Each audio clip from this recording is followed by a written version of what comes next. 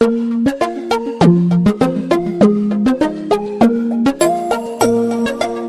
వాక్యాన్ని మనము ధ్యానం చేసుకుందాం. ఈ దినము మనం చదువుకున్నటువంటి 115వ కీర్తన. 115వ కీర్తన భక్తుడు దేవుడు ఆయన జీవితంలో చేసినటువంటి మేలులను తలపోసుకుంటూ ప్రభువుని స్తుతిస్తూ ఉన్నటువంటి కీర్తనగా ఈ కీర్తన మనం చూడగలుగుతాం. అందులో ప్రారంభ వచనాన్ని కనుక మీరు చూస్తే, మాకు కాదు యెహోవా. ఎవరికి? మీకు కాదా? ఇలా కొంతమంది దేవుని వాక్యాన్ని కూడా పెడార్థం చేసుకునే వాళ్ళు ఉంటారు. ఈ వచనాన్ని తీసుకున్నట్ట ఒకళ్ళు ఏమన్నారంటే, మాకు కాదు యెహోవా, మాకు కాదు అని కొన్ని అన్నమాట. ఇప్పుడు కొంతమంది బ్యాచ్ ఉన్నారు కదా మన మధ్యలో, వాళ్ళే ఇలాంటి వాక్యం పట్టుకుని 40 దినాల ప్రభుత్వ ప్రభాత ప్రార్థనలు మాకు కాదు. మరి ఎవరికనమాట అంటే చూసి కొంతమంది అనమాట మాకు కాదు, మరి మాకేంటి అని అంటే వాళ్ళకి ఏదో ఎవరి ఇలాగిన కొన్నిసార్లు పరిశుద్ధ లేఖనములలో ఉన్నటువంటి మాటల్ని ఎవరు మనము అర్థం చేసుకోవాలి తప్ప వాటిని పెడార్థం చేసుకోకూడదు. హల్లెలూయా. అపార్థం కాదు, పెడార్థం.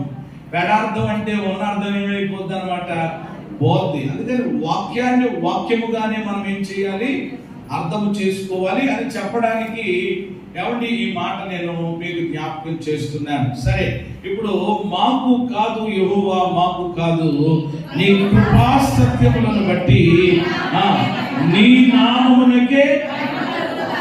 అది అంటే దాని యొక్క భావం, వాళ్ళు కీర్తన పాడుతున్నటువంటి వారి ఉద్దేశం ఏంటంటే, అయ్యా మహిమ ఎవరికి కాదు, మాకు కాదు. ఏమంటే ప్రభావం ఎవరికి కాదు, మాకు కాదు. అది ఎవరికన్నమాట, నీ నామానికి కలుగును గాక. ఆమేన్. హల్లెలూయా. కాబట్టి ఈరోజు దేవుని పిల్లలుగా మన క్రైస్తవ విశ్వాస జీవితంలో ఏమండి ఈ కృతజ్ఞత అనేటువంటి అనుభవం, లేక దేవుడిని మహిమపరిచేటువంటి అనుభవం తప్పకుండా మనము కలిగి ఉండాలి. యోబు జీవితాన్ని మనం చూసినప్పుడు ఆయన సమస్తాన్ని కోల్పోయినా కానీ ఏమండి యోబు అంటారు, ఏమండి ఆయనే నాకు ఇవన్నీ కూడా ఇచ్చారు, ఆయనే తీసుకున్నారు, ఆయన నామమునకే. కాబట్టి అలాగున ఖచ్చితంగా అన్నమాట మన విశ్వాస జీవితంలో ఈ యొక్క అనుభవాన్ని మనము కలిగి ఉండాలి. ఏమంటే మహిమను దేవునికే ఆపాదించాలి, మహిమను దేవునికే చెల్లించాలి, ఆయన నామాన్ని మనము ఘనపరచవలసినటువంటి బద్ధులమై ఉన్నాం. దేవునికి స్తోత్రం కలుగునుగాక.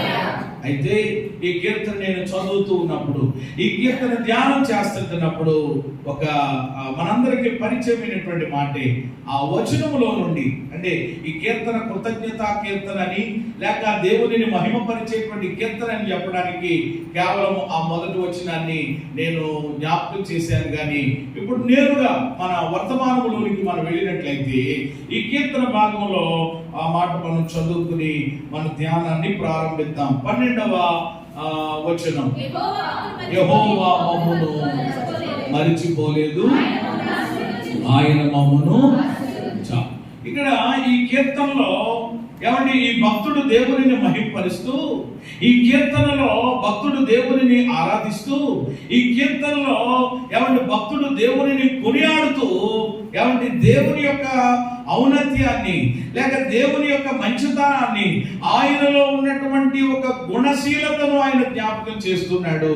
అదేంటంటే యెహోవా మమ్మును ఏం చేయలేదు, మరచిపోలేదు, ఆయన మమ్మలను ఆశీర్వదించాడు. హల్లెలూయా. కాబట్టి వచ్చినాన్ని బట్టి మనం అర్థం చేసుకోవాల్సినటువంటిది, మనము ఆరాధించుచున్నటువంటి దేవుడు ఈ రోజు ఏ దేవుని పాదాల దగ్గరికి అయితే మనము వచ్చి, ఏ దేవునినైతే మనము ఆరాధిస్తూ ఉన్నామో, ఏ దేవునినైతే మనము సేవిస్తూ ఉన్నామో, ఆ దేవుడు ఎవరు అని అంటే కనుక మరువని దేవుడు. చెప్పండి అందరి మాట, మీ పక్కన ఉన్న వాళ్ళకి చెప్పండి మాట. కొంతమందికి ఉంటుంది అన్నమాట, నన్ను ఏమయ్యారు చాలా మంది మరిచిపోయారు. కొన్నిసార్లు కొంతమంది మన దూర బంధువులు కూడా చూడండి, ఏదైనా పెళ్లిళ్ళు పేరంటాల్లో కనబడినప్పుడు ఈ మధ్య మేము ఎక్కడా కూడా ఏమి లేవన్నమాట, అసలు జ్ఞాపకంలేమో మమ్మల్ని ఏమయ్యారండి, మరిచిపోయారండి. ఇలాగా ఆ ఊరు వెళ్ళిపోయిన తర్వాత మమ్మల్ని మర్చిపోయారండి. ఇల్లు కట్టుకున్న తర్వాత మర్చిపోయారండి. పెళ్ళి అయిన తర్వాత ఏమయ్యారండి, ఇలా కొంతమంది అంటూ ఉంటారు. అంటే మనుషులు చెప్పండి కొన్నిసార్లు ఏమవ్వచ్చు, మరిచిపోవచ్చు. కన్నవారు, కట్టుకున్నవారు, కావలసిన వారు. ఏమండి మాట మీరు అర్థం చేసుకోండి. కన్నవారు, ఏమండి కట్టుకున్నవారు, లేక మనకు కావలసిన వారు. చెప్పండి మనం ఏం చేయవచ్చు, మరిచిపోవచ్చు. కానీ శుభవార్త ఏంటో చెప్పన, ఈ రోజు మనము ఏ దేవుడిని అయితే మనం నమ్మామో, ఏ దేవుని మీద అయితే మనం ఆధారపడుతూ, ఏ దేవుని అయితే మనం ఆరాధిస్తుంటున్నామో, ఆయన మాత్రం మనలను చెప్పండి ఏం చేసేవాడు కాదు, మరిచిపోయేవాడు కాదు. హల్లెలూయా. ఆయన మనలను కొన్నిసార్లు ప్రియమైన దేవుని బిడ్డలారా, ఏమంటే అందరూ బంధువులు మనల్ని మర్చిపోతూ ఉంటారు. ఏమంటే స్నేహితులు మనల్ని మర్చిపోతూ ఉంటారు. ఏమంటే ఒకే కంచంలో తిని ఒకే మంచం మీద పడుకున్నటువంటి వాళ్ళంట, అంత స్నేహం. కానీ వాడు ఒక స్థాయికి వెళ్ళిపోయిన తర్వాత, ఒక స్థితికి వెళ్ళిపోయిన తర్వాత అసలు ఇప్పుడు మనం ఎవరమో కూడా తెలియదని వాళ్ళకి అసలు అనేవాళ్ళు ఉంటారు ఈరోజు చాలా మంది. కానీ ఈరోజు ప్రియమైన దేవుని బిడ్డలారా, మనము నమ్మినటువంటి దేవుడు అలాంటి వాడు కాదు. కానీ కొన్నిసార్లు మనకు అనిపిస్తూ ఉంటారు దేవుడు మరవని వాడే. ఈ కీర్తనలో వాళ్ళు పాడుతున్నారు ఏమనంటే, యెహోవా మమ్మును ఏం చేయలేదు, మర్చిపోలేదు. మమ్మల్ని ఆశీర్వదించాడు ఆయన, మమ్మల్ని దీవించాడు ఆయన, మా అక్కరలు తీర్చాడు ఆయన, మా అవసరతలు తీర్చాడు ఆయన, మా రోగాలు తొలగించాడు ఆయన, ఇదిగో మా జీవితంలో అద్భుతం చేశాడు ఆయన. అందుకని మేము ఆయనకు మహిమ చెల్లిస్తున్నాం, అందుకని ఆయన మేము స్తుతిస్తున్నాం అంటున్నారు వీళ్ళు. కానీ కొన్నిసార్లు మన దైనందిన జీవితంలో మనకు ఎదురైనటువంటి ఇబ్బందులను బట్టి, మనకు ఎదురైనటువంటి సమస్యలను బట్టి, ఏమండి ఈ మాట మాట్లాడేటువంటి ప్రమాదం కూడా ఉంది. చాలా మంది దేవుని పిల్లలే వాళ్ళకి ఎదురైనటువంటి ఇబ్బందిని బట్టి, వాళ్ళకి ఎదురైనటువంటి కష్టాన్ని బట్టి ఇలా అంటూ ఉంటారనమాట, దేవుడు కూడా నన్ను ఏం చేశాడు అనమాట. మా వాళ్ళందరూ మర్చిపోయారు, అది పక్కన ఎట్టండి. ఆఖరికి నేను ఎవరికి కూడా గుర్తులేను అనమాట, దేవునికి కూడా గుర్తులేదు. దేవుడు కూడా నన్ను గుర్తు పెట్టుకోవడం లేదు, దేవుడు కూడా నన్ను జ్ఞాపకం చేసుకోవట్లేదు, దేవుడు కూడా నా మీద ఏం పడడం లేదు, జాలి పడడం లేదు అనుకుంటాం కొన్నిసార్లు. బైబిల్లో అలా ఎవరు అనుకున్నారో ఒకసారి నేను మీకు చూపిస్తాను రండి. యెషయా గ్రంథము 49వ అధ్యాయము 14వ వాక్యం. అయితే సియోను యెహోవా నన్ను విడిచిపెట్టేశాడు, ప్రభువు నన్ను మరిచిపోయాడు అనుకొనుచున్నది. చాలు. ఏమనుకుంటుందంట సియోను? సియోను అనేటువంటి పట్టణం, సియోను అనేటువంటి ప్రాంతం ఇలా అనుకుంటుందట. ఏమిటి అని అంటే, ప్రభువు నన్ను మరిచి ఉన్నాడు, లేక దేవుడు నన్ను ఏం చేశాడు, విడిచిపెట్టాడు. యెహోవా నన్ను విడిచిపెట్టి ఉన్నాడు, ప్రభువు నన్ను మరచి ఉన్నాడని అనుకొనుచున్నది. ఈరోజు ప్రియమైన సహోదరి, ప్రియమైన సహోదరుడా, ప్రియమైన దేవుని బిడ్డ, ఈ మాటలు వింటున్నటువంటి నీవు కూడా ఒకవేళ ఎప్పుడైనా ఇలాంటి ఆలోచన నీకు కలిగిందా? ఇలా నీవు అనుకున్నావు ఎప్పుడైనా? మనం కొన్ని అనుకుంటాం కదా మనుషులంగా, మనం కొన్ని అనుకుంటాం. అనుకున్నవి ఎలా ఉంటాయి అని అంటే, కొన్ని పైకి తెలియదు అనమాట. అంటే మనం అనుకున్నవి పైకి కొన్నిసార్లు వాటిని మనము మాట్లాడడం, కానీ ఎక్కడ అనుకుంటాం అనమాట, లోపల అనుకుంటాం మనం హృదయం. కానీ ఒక విషయం చెప్పనండి, పైకి అనుకున్నటువంటివి ఒకవేళ మనుషులు వింటారు. అలా అనుకుంటుంది ఆవిడ ఈ వేళట మందిరానికి రాదట, ఎందుకనంటే పొద్దున్న వచ్చేసిందట అని. ప్రియమైన దేవుని బిడ్డలారా, ఆ అన్న మాట నీ చెవిలో పడ్డాను కాబట్టి నీకు తెలిసింది. కానీ ఆవిడ అలా పైకరకుండా లోపల అనుకుంది అనుకోండి, నీ పక్కనే కూర్చుని, అది నీకు తెలియకపోయినది ఎవరికి తెలుసు అనమాట. 12 ఏళ్ల నుండి రక్తస్రావ రోగంతో బాధపడుతున్నటువంటి ఆమె ఇంటి దగ్గర ఉన్నప్పుడే అనుకుందట, ఏమని, నేను వెళతాను, వెళ్ళి యేసయ్య వస్త్రపు చెంగును ముట్టుకుంటాను, ముట్టుకుని బాగుపడతాను అనుకుందట. అలా అనుకున్నట్లు ఎవరికి తెలియదు? మనుషులు ఎవరికి? ఇంట్లో ఉన్న వాళ్ళకి, వీధిలో ఉన్న వాళ్ళకి. ఏమన్నా ఆఖరికి యేసు ప్రభుల వారు కూడా బైబిల్ పట్టుకుని తిరిగేటువంటి ఆ ఎవరికి చెప్పండి? శిష్యులకి కూడా. కానీ ఒక ఆయనకి తెలుసు, ప్రియమైన దేవుని బిడ్డలారా. కాబట్టి ఈరోజు కొన్ని ఏమంటే మనము లోపల అనుకున్నటువంటివి ఏమంటే మనుషులుగా తెలియకపోవచ్చు. కొన్నిసార్లు మా గురించి కూడా కొన్ని అనుకుంటారు కొంతమంది, అనుకోనివ్వండి. ఏమంటే ప్రియమైనది, ఏమి ప్రమాదం, ఏమి ఇబ్బంది లేదు. ఏమంటే నువ్వేమనుకుంటున్నా కానీ, ఒకవేళ నేను ఎరగకపోయినా, నాకు తెలియకపోయినా కానీ, ఏమంటే నువ్వేమనుకుంటున్నావో అది ఎవరికి తెలిసి చెప్పండి? నేనేమనుకుంటున్నానో, మనం అందరం ఏమనుకుంటున్నామో అన్ని ఎరిగిన వాడు ఆయన. దేవుడికి స్తోత్రం కలుగు. మంచి అనుకున్నా తెలుసు, చెడ్డ అనుకున్నా తెలుసు. ఇక్కడ ఏమనుకుంటున్నారట? ప్రభువు నన్ను మరిచిపోయాడు. ఏమంటే దేవుడు నన్ను మరిచిపోయాడు కాబట్టి నా పరిస్థితి ఎలాగైపోయింది. దేవుడు నన్ను విడిచిపెట్టేశాడు కాబట్టి నా స్థితి ఎలాగైపోయింది. దేవుడే కనుక నన్ను మర్చిపోకపోతే నాకు ఎందుకు ఈ బాధలు ఉంటాయి? దేవుడే కనుక నన్ను ఏమన్నా మర్చిపోతే ఎందుకు ఈ సమస్యలు ఉంటాయి అని అనుకుంటుంది. నువ్వు అనుకుంటే సరిపోద్దేంటి? ఏమన్నా మనం అనుకుంటే అయిపోద్దేంటి? మనం అనుకున్నా ఏమన్నా దేవుడు ప్రతి దానికి ఆయన దగ్గర ఏముందో చెప్పండి? సమాధానం ఉంది. కాబట్టి నువ్వు అనుకుంటే సరిపోలేదు. అప్పుడు వెంటనే ఇప్పుడు అనుకుంటుంది కదా లోపల, ప్రభువు నన్ను మరిచాడు, దేవుడు నన్ను విడిచిపెట్టేశాడు, లేకపోతే ఎందుకు నా పరిస్థితి ఇలాగైపోద్దని చెప్పి ఏమన్నా మాట్లాడుతూ బాధపడేస్తా ఉంటుంటే, అప్పుడు వెంటనే దేవుని స్వరం మరలా ఆ సీయోనుతో ఏం మాట్లాడుతుందో ఆ తర్వాత వచ్చిన మీరు చదవండి. స్త్రీ తన గర్భమున పుట్టిన బిడ్డను మరుచునా? ఆగండి ఒకసారి, మరచునా అని దేవుడు ఏం వేశాడనమాట? ప్రశ్న వేశాడనమాట. ఎవరికి ప్రశ్న?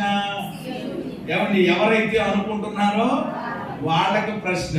ఒకవేళ మీరు అనుకోకపోతే నో ప్రాబ్లం, ఇబ్బంది ఏమి లేదు. అనుకుంటే కనుక ఏమంటే దేవుడు మీతోనే ఒక ప్రశ్న వేస్తా ఉన్నాడు. ఈ చివరి ఆదివారం మిమ్మల్ని దేవుడు ప్రశ్నిస్తా ఉన్నాడు. ఏమనంటే దేవుడు అడుగుతున్నాడు, స్త్రీ నవమాసములు మోసి ఏమండి మరి ఆ కన్నటువంటి ఆ బిడ్డను, ఆ పసిగుడ్డును చెప్పండి మరిచిపోతుందా, మరుచునా అని ప్రభు అడిగారు. చెప్పండి ఎంతమంది ఇక్కడ దీనికి సమాధానం మీరు చెప్తారు? మరచునా? దేవుడు కాదని నేను అడుగుతున్నానండి. ఏమంటే ఇంకా మీకు అర్థం కాలేదా ఈ ప్రశ్న? ఏమంటే మీ బిడ్డను మీరు మర్చిపోతారా? అయ్యో, మీరు చాలా మంచివాళ్ళు అన్నమాట. ఏమంటే మీరు ఇండియాలోనే చాలా అద్భుతమైనటువంటి ఏమంటే వ్యక్తులు. అంత గొప్ప మనసు దేవుడు మీకు ఇచ్చాడు. కాబట్టి మిమ్మల్ని బట్టి మీరే ప్రభువుకు స్తోత్రం చెల్లించుకోండి. హల్లెలూయా. నేను ఏం సీరియస్ గా చెప్పాను నేను అంటే, లేకపోతే కుళ్ళోళ్ళ, లేకపోతే మీరు అల్లెలు చెప్పకపోతే మేము అలాగేదో స్తోత్రం చెప్పాం కానీ బాబు మా సంగతి ఇక్కడ మీకేం తెలుసారు పాస్టర్ గారు, ఇంటికి రండి తర్వాత మేము ఏంటో చూపిస్తామంటారా? ఆలోచన చేయండి ప్రియమైన దేవుని బిడ్డలారా. కాబట్టి కొన్నిసార్లు మన యొక్క జీవితంలో అనుకోవచ్చు, మంచిదే, అంత కసాయి తల్లులు ఎవరు కూడా ఉండరు ప్రపంచంలో మనం చూస్తే. కానీ ఉన్నారు ప్రియమైన దేవుని బిడ్డలారా. దేవుని యొక్క వాక్యం ఏమి కాదు అని అంటే నిరర్ధకం కాదు. బైబిల్ చెప్తా ఉంది, భూమి ఆకాశము చెప్పండి ఏమవ్వచ్చట, కానీ మాటలు ఏమవు. ఊరకని దేవుడు అన్నాడా? స్త్రీ తన గర్భములో పుట్టిన బిడ్డను కరుణింపకుండా తన చంటి పిల్లలు మరుచునా? వారైనా మరుచుదురు గాని నేను నిన్ను. వారైనా మరుస్తున్నారు కాబట్టి ఏమంటే మనము వార్తల్లో చూస్తా ఉన్నాం. ఏమన్నా మరుస్తున్నారు కాబట్టి పుట్టినటువంటి బిడ్డలను తీసుకెళ్లి ఏమన్నా బతుకుండగానే గొంతు నొక్కేసి నులివేసి ఏం చేస్తా ఉన్నారు? పాతి పెట్టేస్తా ఉన్నారు, డ్రైనేజీల్లో పాడేసేస్తా ఉన్నారు, ఏమంటే మురుగుంటల్లో పాడేసేస్తా ఉన్నారు. ఏమంటే భయంకరమైనటువంటి సంఘటనలు. వీటి గురించి మరలైన ప్రత్యేకంగా చెప్పాల్సినటువంటి పని లేదు. ఏమన్నా తల్లి మరిచింది కాబట్టి, ఆ తల్లి ఆ బిడ్డ మీద ఏమన్నా ఆ ప్రేమ దయ లేదు కాబట్టి ఏమన్నా నిర్దాక్షిణ్యంగా తీసుకెళ్లి ఆ బిడ్డని చెత్తకుండిలో పడేసి, లేకపోతే ఇంకో చోట పాడేసా. ఏమన్నా కానీ దేవుడు అంటున్నాడు, ఒకవేళ వారైనా మరుస్తారేమో, మీరైనా మరుస్తారేమో, కానీ ఆయన మాత్రం ఏం చేయడంట. మనుషులు ఎలాంటి వారు ఒక మాట చెప్తారండి. మనుషులు మరవడం అంటే, ఒక ఆయన చనిపోయాడటండి. చనిపోతే మొత్తం మీద చాలా మంది వచ్చారట. ఒకసారి కదా ఎవరైనా చనిపోయారంటే తప్పకుండా ఆఖరి చూపైనా ఎలాంటి వ్యక్తి అయినా కనీసం చూసి వెళదామని వస్తారు. చాలా మంది వచ్చారంటే వచ్చి ఆ వ్యక్తిని చూసి అయ్యయ్యో అయ్యయ్యో అని చెప్పి ఏమన్నా కొంతమందికి కన్నీళ్లు రాకపోయినా కానీ వచ్చినట్లుగా ఆ చనిపోయిన కనుకొని కొన్ని సీన్లు మాకు కనపడతా ఉంటాయి అన్నమాట. అప్పుడు దాకా ఏడ్చి ఏడ్చి ఏడ్చి ఏడ్చి ఎవరో బలవంతంగా కొన్ని మంచినీళ్ళు పట్టిస్తే తాగి ఏదో చిన్న టీ ఇస్తే కొంచెం రిలాక్స్ అయ్యారనమాట అండి. అప్పుడే వాళ్ళు ఈ లోపలనండి ఒక ఆవిడ బండి మీద దిగుతుంది అనమాట. ఈ లోపల ఆవిడ ఆల్రెడీ బండి ఎక్కిన కాడి నుంచి రాజమండ్రిలో బండి ఎక్కి 2-3 సార్లు దింపుంటుంది ఆయన్ని. ఏమండి 2-3 సార్లు దింపుంటుంది అనమాట. ఏమండి ఒకసారి ఏమో జంతువులు తినడానికి, ఇంకోసారి ఏమో ఏదో సోడా ఏదో తాగాలంటండి. ఇవన్నీ శుభ్రంగా పీకల దాకా అక్కడి నుంచి ఏమంటే దిగడం, తాగడం, తినడం ఇవన్నీ అనమాట. ఏమంటే ఇక్కడికి వచ్చేసేటప్పటికి అనమాట అండి, ఇక్కడికి వచ్చేసేటప్పటికి శుభ్రంగా మూత తుడిచేసుకుని ఏమీ లేకుండా ఏమంటే ఇక్కడికి అప్పుడే కొద్దిగా రిలాక్స్ అవుతారనమాట. అప్పుడే కొంచెం అలాగ పాపం అన్నప్పటికీ అక్క అన్నది ఒకసారి కానీ అక్కడి నుంచి ఏమంటే ఆ దగ్గరగా వచ్చి పెద్ద రక్కేసి అక్క అని అనగానే రాకపోయినా కానీ అది ఏమన్నా అక్క అని పెద్ద రొస పెడుతుంది తప్ప కంటి నుండి మాత్రం ఏం రావట్లేదు. జీవన్ రాజు నేను కలిసి ఆవిడకి అలాగా మా అక్కకి కేకలు తప్ప చెప్పండి ఏమి రావట్లేదు. అయ్యో పాపం అప్పుడే కొంచెం రిలాక్స్ అయింది ఆవిడ, అప్పుడే కొంచెం ఏదో ఇదయ్యారనంటే చూసారండి వెంటనే ఏదో వరుస పెట్టి అయ్యో ఇలా చేస్తాడని అనుకోలేదు, అలా చేస్తాడని అనుకోలేదు అని చెప్పి తుడుచుకుని ఏమన్నా అటు ఇటు వెళ్ళి మళ్ళీ ఖాళీ ఉంటే కుదరదు కదా. చూసారు ఎలా ఉంటుందో. అలాగనే ఈ 10 మంది వచ్చారట, ఈయన చూశారట. ఏమన్నా మొత్తం మీద కార్యక్రమం చేయడానికి చెప్పి సమాధి దగ్గరికి వెళ్ళారని పూర్తి చేసి వచ్చేస్తా ఉంటుంటే, ఇప్పుడు ఇందాక చెప్పిన మాట అన్నమాట, ముందు చెప్పిన మాట, వచ్చేస్తా ఉంటుంటే ఆ సాయంకాలం అయింది. ఒక ఆయన వేడిగా ఏమన్నా మిరపకాయ బజ్జీలు వేస్తున్నాడంట. ఇప్పుడు ఎందుకే వీళ్ళు ఎక్కడికి వెళ్ళలేదు, ఇంకాని ఇంటికి వెళ్ళలేదన్నమాట. ఏ ఇంటి దగ్గర అయితే ఇబ్బంది అయిందో, ఏ ఇంటి దగ్గర అయితే ఏమంటే దుఃఖం ఉందా ఇంటికి వెళ్ళక మునిపే దారిలో వీళ్ళకి బజ్జీలు బండి కనపడితే అక్కడే ఆగిపోయారు. శుభ్రంగా వేడి ఏమంటే బజ్జీలు తిని ఏమన్నా అప్పుడు ఇంటికి పోయారంట. అంటే చూసారా, అప్పుడు దాకా వాళ్ళు ఏమన్నా పొలం అని చెప్పి ఏడ్చారు, బాధపడ్డారు. ఏమన్నా ఒక గంట కూడా అవ్వదు చెప్పండి, గంటలోనే ఆ వ్యక్తిని ఏం చేశారండి చూస్తుంటున్నాం కదా పరిస్థితులు మనం చూస్తుంటే వెంటనే అప్పుడు దాకా ఏదో అందుకని 4-5 రోజులు కూడా ఆ సంపాదన ఏమండి వాళ్ళు ఇబ్బంది బాధ తెలియజేసుకోవడానికి ఆ దినాలుగా ఏదో 4-5 రోజులు తర్వాత మామూలే. అంటే మనుషుల యొక్క విధానం చెప్తుంటున్నాను. ఈరోజు సొసైటీలో సమాజంలో ఉన్నటువంటి పరిస్థితుల్ని మనము చూస్తున్నాం కాబట్టి. కానీ దేవుడు వాక్యం ఏమంటుందనంటే, వారైనా మనుషులు ఒకవేళ మనలను మరవవచ్చు కానీ ఏమంటే ఆయన మాత్రం మనలను మరువని దేవుడు. హల్లెలూయా. ఏమంటే దేవుడు మరిచిపోతే ఒకసారి ఆలోచించి మనం అనుకున్నాం కదా, ఏదైనా కష్టం వస్తే బాధ వస్తే దేవుడు నన్ను మర్చిపోయాడండి. ఏమంటే ఇక్కడ సీయోను అనుకుంటుందా, మరొక స్థలంలో మరొక ఆయన అనుకున్నారు. ఇవన్నీ చూపించడానికి ఇప్పుడు ఇక సమయాన్ని బట్టి ముందుకు పోతాను. 10వ అధ్యాయము కీర్తనలో దావీదు కూడా యెహోవా నీవెందుకు దూరముగా నిలిచి ఉన్నావు, ఎందుకు నన్ను మర్చిపోయావు అని చెప్పి కూడా దావీదు బాధపడతాడు. ఏమంటే చాలాసార్లు ఇలాగే మన జీవితంలో మనకు ఎదురైనటువంటి పరిస్థితులను బట్టి నీవు అనుకుంటున్నావు దేవుడు నన్ను మర్చిపోయాడు అని అనుకుంటున్నావు. కానీ ఒక విషయం జ్ఞాపకం చేసుకోవాలి, దేవుడే కనుక మర్చిపోతే మనము ఇలా ఉండగలమా? దేవుడు మర్చిపోతే ఎలా ఉండగలమా? ఎలా అంటే ఎలాగా? సజీవులుగా మనము ఉండగలమా? ఆలోచించేయండి. ఏమన్నా ఈరోజు సజీవులుగా మనం ఉన్నాము అని అంటే, సజీవుల ఏమంటే సంఖ్యలో మనము ఉన్నాము అని అంటే కనుక ఆయన జ్ఞాపకాలలో మనం ఉన్నాం. హల్లెలూయా. అంటే దేవుడు మనల్ని ఏం చేయలేదు చెప్పండి. నువ్వు అనుకుంటున్నది భ్రమపరిచే ఆత్మ నిన్ను ఆ విధంగా భ్రమపరుస్తూ ఉంది. ఏమంటే నిరుత్సాహపరుస్తున్నాడు అపవాది. కానీ ఏమండి ఆయన మనలను మరవలేదు. ఆయన కనుక మనలను మరిచిపోతే కనుక మన స్థితి గతులు చాలా భయంకరంగా ఉంటాయి. ఇప్పుడు ఉన్నట్లుగా ఉండవండి నిజంగా. కాబట్టి ఎప్పుడు ఎన్నడూ కూడా దేవుని మీద చెప్పండి ఏమైకూడదు అనమాట. మనుషుల మీద వేస్తారంటారు కొంతమంది. ఏమంటే మనుషుల మీద ఏమంటే మాత్రమే కాకుండా దేవుని మీద కూడా ఏమండి అలాంటి ఏమంటే ఇది కూడా ఏమంటే దేవుని మీద కూడా మనము ఏమంటే అపనిందలు మనం వేయకూడదు. ప్రియమైన దేవుని బిడ్డలారా, ఏమంటే ఆయన ఏమంటే మనలను మరచిపోయేటువంటి వాడు కాదు.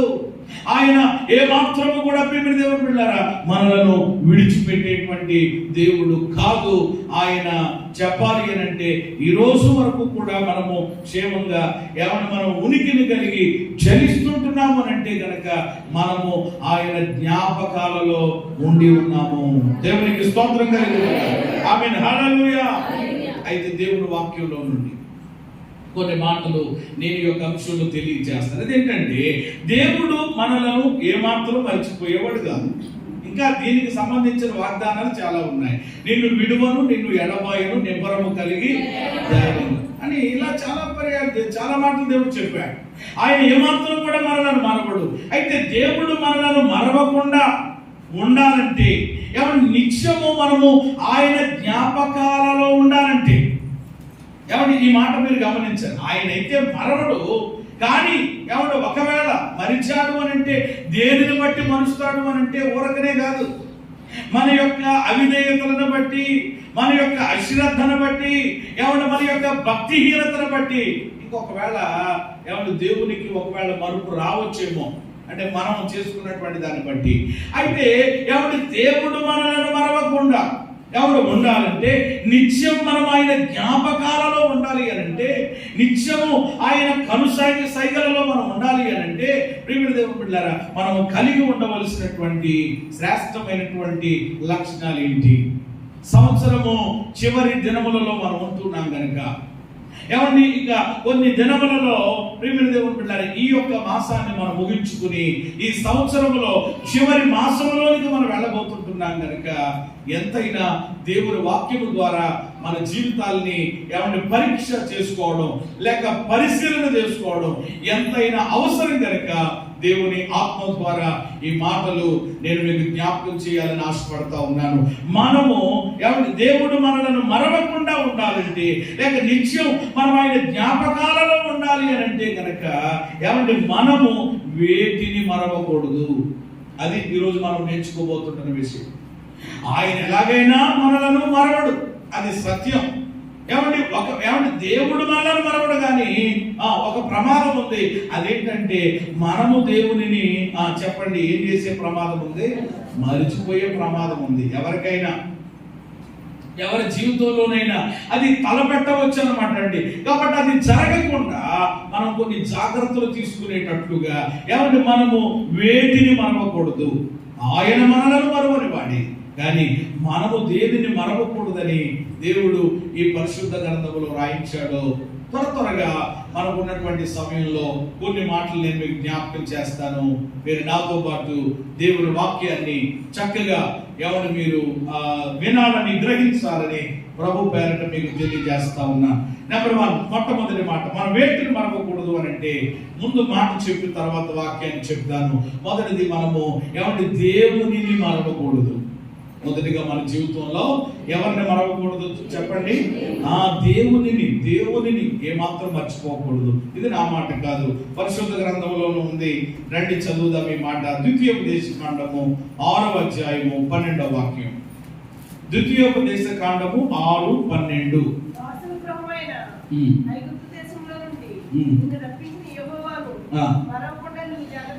నిన్ను రప్పించిన యెహోవాను మరవకుండా జాగ్రత్త పడుము. చాలు.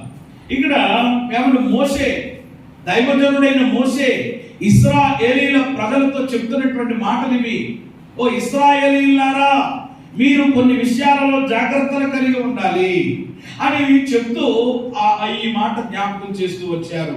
ఏమిటి అనంటే, దాసుల గృహమైన ఐగుప్తు దేశములో నుండి నిన్ను రప్పించిన యెహోవా. ఎక్కడి నుంచి దేవుడు రప్పించారంటే వీళ్ళని? దాసుల గృహం. ఏంటది? ఐగుప్తు. ఐగుప్తు అంటేనే ఏంటి చెప్పండి? అది చెర, బానిసత్వం. చాలా భయంకరం నిజంగా.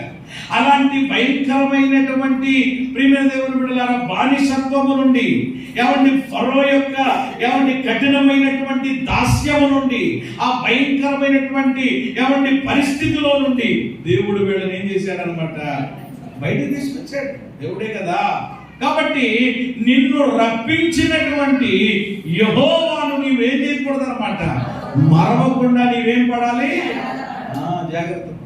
చాలా మంది చాలా జాగ్రత్తలు తీసుకుంటారు, కానీ అసలైనటువంటి జాగ్రత్త ఏంటి అని అంటే పొరపాటును మన జీవితంలో చెప్పండి, ఎవరిని మర్చిపోకుండా దేవునిని మరవకుండా మనం ఏం తీసుకోవాలి అది. కాబట్టి మొదటిది మనము వేటిని మరవకూడదు అని అంటే ఎవరిని మరవకూడదు చెప్పండి, దేవునిని మరవకూడదు. మీరు అనొచ్చు పాస్టర్ గారు, వాళ్ళనైతేనండి ఐగుప్తు దేశంలో బానిసత్వంలో పరో చేతి కింద మగ్గిపోతుంటే ప్రభు వాళ్ళని తీసుకొచ్చాడండి, మరి మమ్మల్ని ఎక్కడి నుంచి తీసుకొచ్చాడండి, మరి మేము ఎక్కడ ఉన్నామండి, మాకేమిది అనొచ్చు. అది ప్రియమైన దేవుని బిడ్డలారా, ఆ ఐగుప్తు దేనికి సాదృశ్యంగా ఉంది అని అంటే కనుక లోకానికి. ఐగుప్తు ప్రియమైన దేవుని బిడ్డలారా లోకానికి సాదృశ్యంగా ఉంది. వాళ్ళకైతే అది ఐగుప్తు నిజంగా వాళ్ళ జీవితంలో అనుభవించారు అది. అలాగే మనం కూడా ఒకప్పుడు లోకం అనేటువంటి ఐగుప్తు, పాపం అనేటువంటి ఐగుప్తు, ఈ లోకము అలాగే పాపము శరీరాశలు, వాక్యంలో ఉంది కదా, లోకములో ఉన్నదంతా ఏంటంట ఇవన్నీ అన్నమాట. ఇలాంటి పరిస్థితుల్లో మనం ఉన్నప్పుడు మనము వాటిలో పడి కొట్టుమిట్లాడుతూ ఉన్నప్పుడు, మనకు విడుదల లేనప్పుడు, మనకు విముక్తి లేనప్పుడు, మనము కట్టబడి ఉన్నప్పుడు, మనము బంధించబడి ఉన్నప్పుడు ఆశ్చర్యకరుడైన దేవుడు ఆయన మహాకృప చేత మనలను లోకం అనేటువంటి ఐగుప్తు బానిసత్వంలో నుండి ప్రభు మనల్ని ఏం చేశారు చెప్పండి, విమోచించాడు. హల్లెలూయా. ఏం చేశారు చెప్పండి, విడిపించాడు. విమోచన అనగా విడుదల. వాళ్ళని అలా విడిపిస్తే మనల్నేమో ఇలా విడిపించాడు. విడిపించి మనలను రక్షించి ఆయన రక్తంతో మనలను కడిగి ఆయన సొత్తుగా ఆయన బిడ్డలుగా చేసుకుని ఇదిగో జీవము కలిగిన దేవుని సంఘంలో మనలను కూర్చోబెట్టాడు. స్తోత్రం చెప్పండి. లేకపోతే ఒకప్పుడు మనం కూడా ఎక్కడున్న వాళ్ళమే, లోకంలోనే కదండి. లోకములో అపరాధముల చేత పాపాల చేత చచ్చినోడమే కదా మన పరిస్థితి. అసలు మన కేర్ ఆఫ్ అడ్రస్ ప్రారంభంలో ఇప్పటికీ అలా ఉంటే మరి మనం ఏం చేయలేం. కానీ తండ్రి మారు మనసుని ఇవ్వాలనుకోండి, కానీ ఒకప్పుడు మన యొక్క పరిస్థితి అదే, మన యొక్క చిరునామాదే. అలాంటి పరిస్థితులలో నుండి దేవుడు మనల్ని విమోచించి ఆయన పిల్లలుగా చేసుకుని పరలోకానికి మనలను చెప్పండి వారసులుగా, పరలోకానికి మాత్రమే కాదు ఆశీర్వాదమునకు వారసులుగా మనల్ని ఆయన ఏం చేశాడు, పిలిచాడు. కాబట్టి అలాంటి దేవుడిని పొర్రపాటున చెప్పండి ఏం చేయడానికి లేదు. నేను అంటానండి, నువ్వు ఎవరినైనా మరిస్తే మరవచ్చు, ఎందుకంటే మనుషులు కాబట్టి, మన నైజం అలాంటిది కాబట్టి, మన బుద్ధ అలాంటిది కాబట్టి. కానీ నేను అంటాను ప్రియమైన దేవుని బిడ్డలారా, నువ్వెవరిని మరిచినా మరవకపోయినా ఎవరిని మాత్రం మరవకూడదు అనమాట. మనలను కలుగు చేసిన, మనకి జీవాన్ని ఇచ్చిన, మనకి స్థితి ఇచ్చిన, ఈ కృప ఇచ్చిన, ఇలాగ నిలబెట్టిన దేవునిని మాత్రం చెప్పడం మనం ఏం చేయకూడదు. కానీ ఈరోజు చాలా మంది దేవుడు మరుస్తున్నారండి. దేవుడు బాధపడుతున్నాడు. చూడండి ఇర్మియా గ్రంథము, పరిశుద్ధ గ్రంథంలో దేవుని బాధ కూడా మనం అర్థం చేసుకోవాలి. నువ్వే బాధపడటం కాదు, నీకే బాధ కాదు. నన్ను అందరూ మర్చిపోయారండి, నన్ను పలకరించేవాళ్ళు లేరండి, నన్ను పరామర్శించేవాళ్ళు లేరండి, నన్ను చూసేవాళ్ళు లేరండి అని చెప్పి నువ్వు బాధపడుతున్నావా? నీకే కాదు, దేవునికి బాధ ఉంది. ఆయన బాధ ఎలాగా ఉందో ఇర్మియా గ్రంథం 2వ అధ్యాయం 32వ వచనం చదవండి. ఇర్మియా 2:32. కన్యక తన ఆభరణములను మరచునా, పెండ్లి కుమార్తె తన వడ్డాణములు మరచునా, నా ప్రజలు లెక్కలేనన్ని దినములు నన్ను. ఏమండి బాధతో దేవుడి మాట చెప్తున్నాడు. చూడండి, ముందు ప్రశ్నించాడట, ఆ ప్రశ్నను మనం గమనించిన 2 ప్రశ్నలు ఉన్నాయి ఇక్కడ. మొదటి ప్రశ్న ఏంటంటే, కన్యక ఏమంటే తన ఆభరణములను మరుస్తుందా? ఎవరు మరవరు. ఈ కాలపు కన్యకలైతే అస్సలు వాళ్ళ ఆభరణములను ఏంటి, వాళ్ళ వస్త్రములను ఏంటి, ఏమాత్రం బైబిల్ అయినా మర్చిపోతారు. మా ఇంట్లో అదే మన పక్కన మహిమ ఆవరణం ఉంది కదా, సేవకుల గది ఒకటి ఉంది కదా, ఆ గదిలో ఏమండి మరి ఏమంటారు దాన్ని, ప్రేమ దేవుని బిడ్డలారా, ఆ కబోర్డ్ లో ఏమండి ఇంత అంతరం ఉంటాయన్నమాట అండి. ఏంటనొచ్చు మీరు, బైబిల్. ఒక్కోసారి నేను ఆ గదిలోకి వెళ్ళి ఏదైనా ప్రార్థన చేసుకుని వాక్యం చూద్దాం, ఇది ఎంత ఉంది అని అంటే ఎంత పెద్ద, చిన్న బైబిల్ పెద్ద బైబిల్ చాలా ఉంది. అంటే చాలా మంది ఏం మర్చిపోయారు అనమాట అండి, చిన్నపిల్లలు కాబట్టి వాళ్ళకి ఆమెన్ అనగానే ఏమంటే ఇక్కడ ఆమెన్, అక్కడేమో స్కూల్లో గంట కొట్టగానే పరిగెట్టుకు వెళ్ళిపోతారు. ఇక్కడ ఆమెన్ అనగానే వాళ్ళకి ఏదో కంగారులో మర్చిపోయి వెళ్ళిపోయారు పిల్లలు కాబట్టి. మరి పెద్దోళ్ళ సంగతి ఏంటి? కొంతమంది మీలో కూడా చాలా మంది బైబిల్ మర్చిపోయేటువంటి విధానం ఉంటారు. ఏమండి మరి వాటర్ బాటిల్ మర్చిపోతూ ఉంటారు. డబ్బులు మాత్రం అసలు మర్చిపోరండి. ₹1,00,000 కంటే ఎవరైనా పట్టుకొస్తారేంటి అసలు అండి? ఏమంటే అలాంటివి మాత్రం అయ్యి బాబు ఎంత జాగ్రత్తగా ఉంటారో నిజంగా. ఏమంటే ఇలాగనే కొంత మతిమరుపు అనేటువంటిది చాలా సార్లు ఏమంటే ఉంటుంది. కానీ ఇక్కడ వేరే విధానంలో మరి మతిమరుపు ఉంటుంది, వేరే విషయం. ఇక్కడ దేవుడు అంటున్నాడు, కన్యక తన ఆభరణాలు మరుస్తుందంటే ఏం చేయదు, మరవదు. పెళ్లి కుమార్తె తన వడ్డాణమును మరుస్తుందండి. పెళ్లి కుమార్తె అయ్యో అసలు అవసరమైతే ఎక్కడ పెట్టారు నా వడ్డాణం, ఏది కిరీటం ఏది అని అవసరమైతే ఏం చేస్తారు అనమాట అడుగుతుంది. ఏం చేస్తున్నారు అసలు, మీరు ఎక్కడున్నారు, నన్ను రెడీ చేయకుండా అవసరమైతే ఈ కాలపు బిడ్డలైతే ఏమండి అడిగి మరి అవసరమైతే రెడీ చేయించుకుంటారు. కానీ ఇక్కడ వాక్యంలో చూడండి, కన్యక ఆభరణాలు మరవదు, పెళ్లి కుమార్తె తన వడ్డాణాన్ని. కానీ దేవుడు ఏమంటున్నాడు, లెక్కలేనన్ని సార్లు నన్ను మర్చిపోయారు. చూసారా ఎంత ఘోరం అంటారు దీన్ని అసలు, ఏమంటే ఎంత భయంకరం అంటారంటే ఇది లెక్కలేనన్ని సార్లు అంట. మరి ఒక్కసారి కాదు, 2 సార్లు కాదు, ఏమంటే లెక్కలేనన్ని దినములు అన్నాడు అక్కడ. దినములు, రోజులు.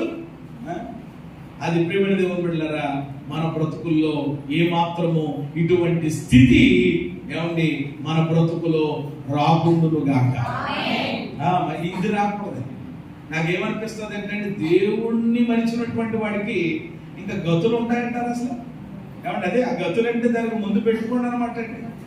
కాబట్టి ప్రియమైన దేవుని బిడ్డలారా, దేవునిని మరిచినటువంటి కాబట్టి పొర్రపాటుగా మన జీవితంలో ప్రియమైన దేవుని బిడ్డలారా ఇలాంటి పరిస్థితి ఏమంటే జరగకూడదు.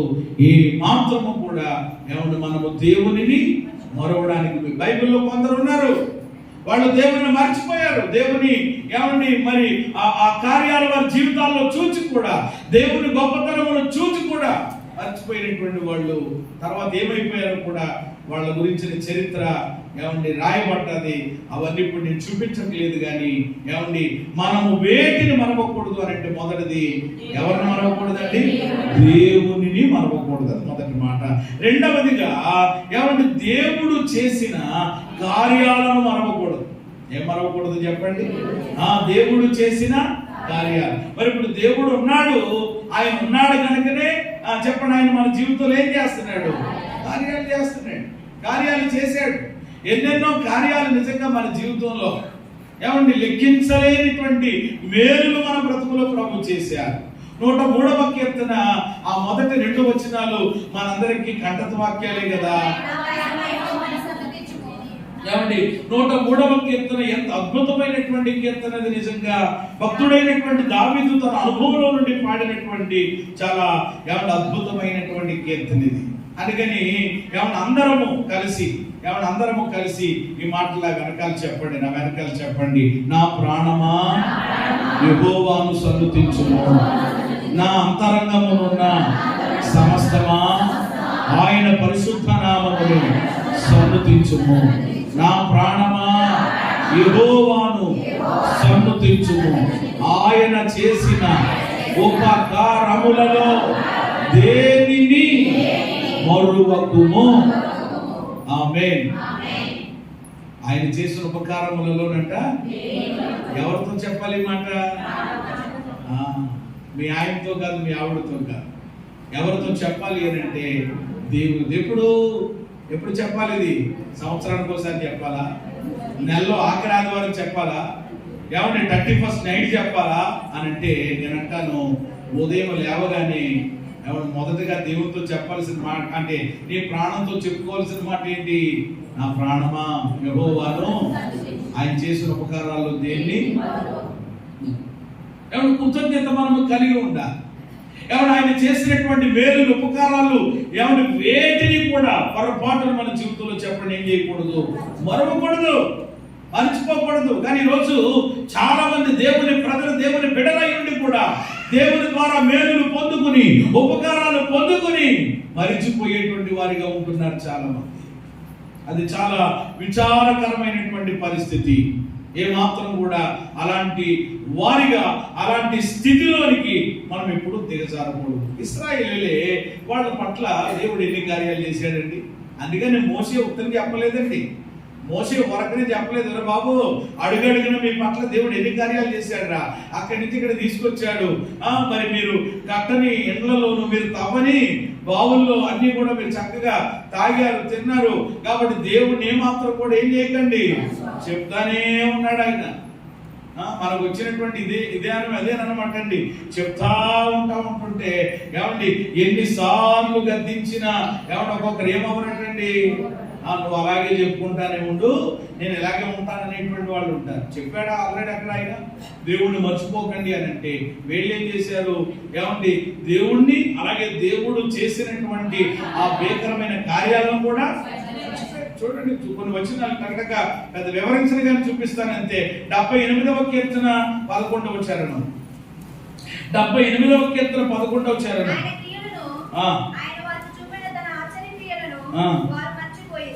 చాలండి. ఇక్కడ ఆయన క్రియలు, ఆయన చూపిన ఎలాంటి కార్యాలు, ఆశ్చర్య క్రియలు మర్చిపోయారట.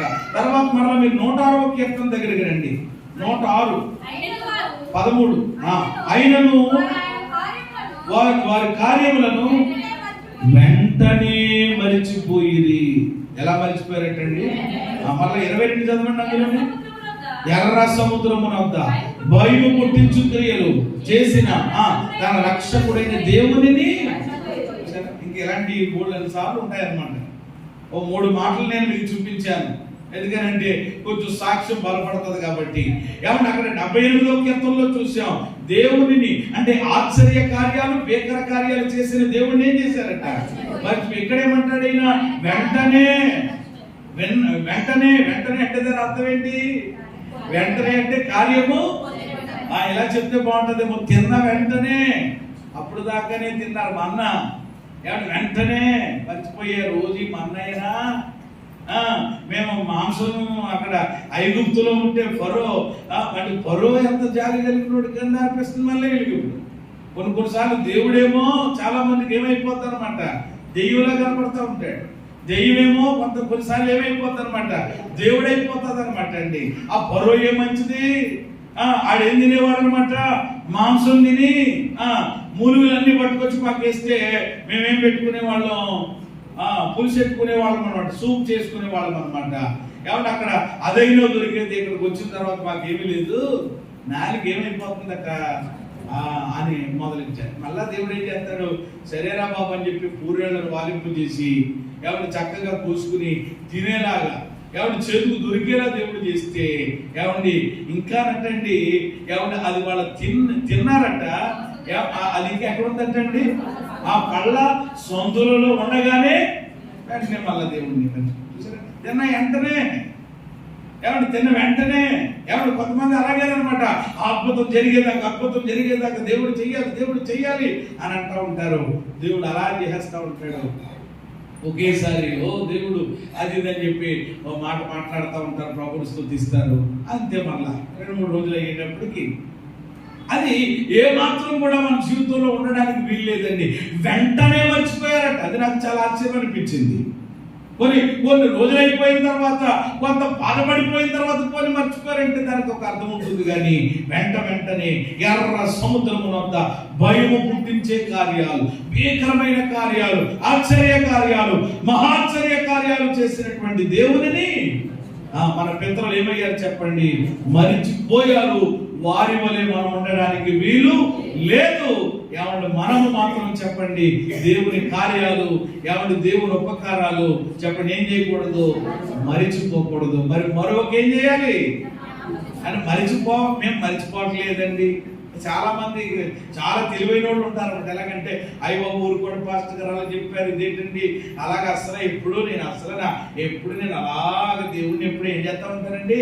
స్తుతించుకుంటానే ఉంటానండి, ప్రభువుని ఆరాధన చేసుకుంటానే ఉంటానండి. ఏమంటే అలాగని చెప్పి ఏదో ప్రేమిడి దేవుని బిడ్డలారా మనము సముదాయించుకుంటే సరిపోదు.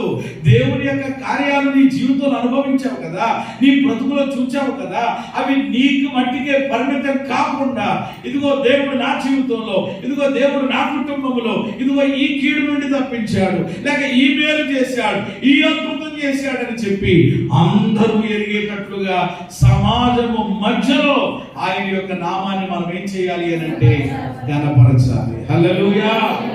4 గోడల మధ్యలోనే మాత్రమే కాదు, అందరూ దేవుని స్తుతిస్తారు, కృతజ్ఞతలు చెల్లిస్తారు. అంత మాత్రమే కాకుండా థ్యాంక్స్ గివింగ్ అనేటువంటిది, కృతజ్ఞత అనేటువంటిది ఏమండి లోపల మట్టికే ఉండిపోకుండా అది కొన్నిసార్లు ప్రియమైన దేవుని బిడ్డలారా 116వ కీర్తనలో అంటాడు, చదవకూడదు కానీ, యెహోవా నాకు చేసిన ఉపకారములన్నిటికీ నేను ఆయనకేమి చెల్లించదను. రక్షణ పాత్రను చేరకొచ్చుకుని యెహోవా నామమున ప్రార్థన చేస్తాను. ఆయన ప్రజలందరి ఎక్కడట? అది కొన్నిసార్లు ప్రజలందరి ఎదుట సమాజంలోనికి వెళ్ళి ప్రభు నామాన్ని ఏం చేయాలి చెప్పండి? ఆ దినాలు మనకు దగ్గర పడతా ఉన్నాయి. ఏమండి ఈ 2024వ సంవత్సరము జనవరి నెల మొదటి దినము మొదలుకొని ఇదిగో ఈ నవంబర్ చివరి ఆదివారం వరకు దేవుడు మనలను ఆయన కృపలో దాచాడు. ఈ సంవత్సరం ఎన్నో కీడుల నుంచి మనం తప్పించాడు కదా, ఎన్నో మేలులు మన జీవితంలో దేవుడు చేశాడు కదా ప్రియమైన దేవుడు బిడ్డలారా. కాబట్టి సంవత్సరము చివరి దినాల్లోకి వస్తుంటున్నప్పుడు తప్పకుండా ప్రతి ఒక్కరూ ఏం కలిగి ఉండాలి అంటే కృతజ్ఞత కలిగి ఉండాలి. ఏం కలిగి ఉండాలి? కృతజ్ఞత కలిగి ఆ కృతజ్ఞతలు ప్రియమైన దేవుని బిడ్డలారా నీ మట్టుకు నీకు పరిమితం కాకుండా ఏమంటే సమాజము మధ్యలో ఆయన నామాన్ని మనము బాహాటంగా ఏం చేయాలి? ఘనపరచాలి, స్తుతించాలి. అందుకని సంవత్సరాంతపు ఏమండి కృతజ్ఞత, ఏమండి డిసెంబర్ అనగానే ఆనంద మాసం కాబట్టి దాన్ని కూడా కలుపుకుని ఏమంటే మనము ఏమి కలిగి ఉంటామనంటే కృతజ్ఞత, క్రిస్మస్ కూడికలను మనం కలిగి ఉంటాం. ఎందుకని? ప్రభువుని మహింపరచాలి, దేవుని నామాన్ని ఏమంటే స్తుతించాలి. మనము ఏమంటే ప్రభువుని ఏమంటే మహిమపరిచి ఘనపరచడానికి కొన్నిసార్లు ప్రియమైన దేవుని బిడ్డలారా మనము ఖర్చు అవ్వడానికి కూడా చెప్పండి ఏం చేయాలి? మనము ఇష్టం. కొంతమంది ఏంటంటే ఖర్చు అవ్వరు అనమాట.